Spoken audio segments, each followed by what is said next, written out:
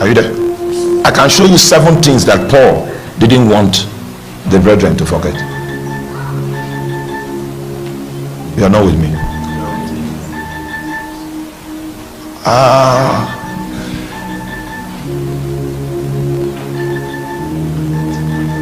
So the next sound of praise and worship is coming from that angle. So wait for the celebration to finish before we continue. You know the reason why I'm hard with you? If your spiritual coach is not a bit hard, you will be spoiled. I'm not wicked, I'm just hard. When we become should we be worried about what is happening there? Should I be worried about the ringtones? And okay, I don't want to be worried. If I allow you, you become lascivious. You be sinning as a hobby, and you think somebody should congratulate you because you are sinning. Your coach needs to be hard to insist that you walk righteously. When you grow into maturity, you will thank me. You will not thank me when it's difficult. Are you there? So when you hear a preacher say, if you are hooked up on pornography, continue watching, but keep coming to church. He works for Satan. You can't say it, but I'm called to say it.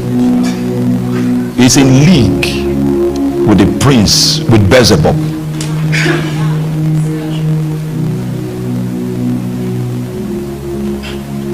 Because you need to know the reason for which Jesus came.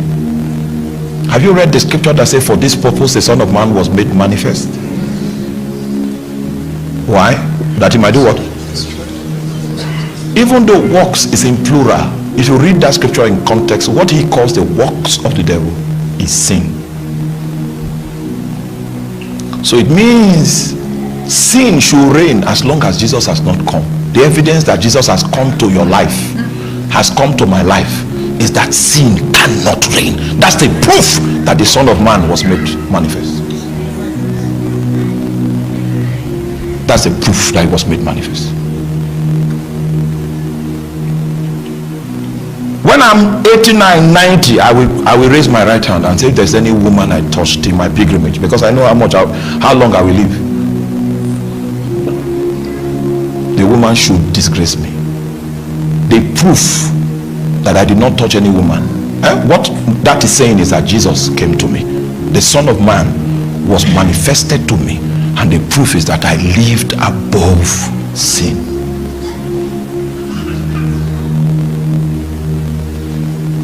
Are you there? Pastoring is a burden. The people that listen to you will see you on the other side of this divide. When I stand on the island of light, I need to see you there. So even after preaching to you now, when I board the plane for 11 hours, I'll be praying for you. Because there's an aspect of your formation that is dependent on travel, not just preaching. A professional preacher just comes and he talks to people.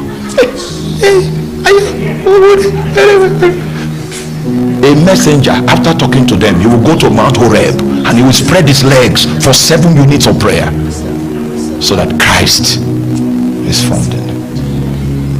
And only God knows the effort that is done behind the scene. What people see is the pulpit and holding of the microphone.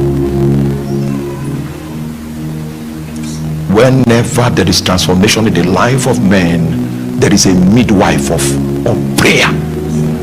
A prayer midwife fulfilled his duties. People don't just transform, they respond to the effect of the midwife. The midwife preaches, and that's 10% of his work of midwifery. Then he prays after preaching, because Elijah came and prophesied for 29 seconds. There shall be no rain. There shall be no dew, but according to my word, for 29 seconds. In order for that word to be consolidated, he had to climb the mountain. And the way he was praying is the way Jewish women those days, the posture that they sustain if they want to deliver. Travail. And as he was traveling, he told his servant, Gehazi, go check the sky. What I'm giving birth to here will appear in the canvas of the sky. And it did not appear until he had delivered 7 units. And his servant came and told him, I have seen a cloud that is in the likeness of a hand. That means in that delivery process is the hand that is coming out first. The fivefold ministries will now come out and become distinct. An evangelist is pastoring. The hand has not come out. He's squandering the resources in the wrong place. He's doing crusade every Sunday morning, jumping. Nobody will be established. He doesn't have the grace to do it. The hand has not yet appeared. A prophet can only see how a football match will end and who will be president. The hand is still stuck. It has not happened. When you leave this service today, go and take inventory of everybody that calls himself an apostle, including me. Put me on that list and analyze. Are you there? An apostle must be an establisher of doctrine. His dialect must be doctrine. If that's not the case, an apostle must be able to model the Christ life, which is an indication of the fact that he's a friend of Jesus. An apostle must have deep encounters that are so deep that it shapes his soul. Go and run your analysis. There are many hirelings in the African church, few messengers. But the day of the tribe of truth, it arises from the horizon. Darkness has a short time to display its antiques, because saviors will come from Zion.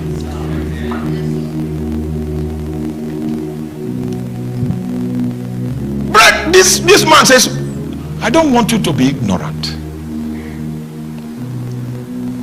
It means there are several things Paul can allow you to be ignorant of, and there are others that he doesn't want you to be ignorant.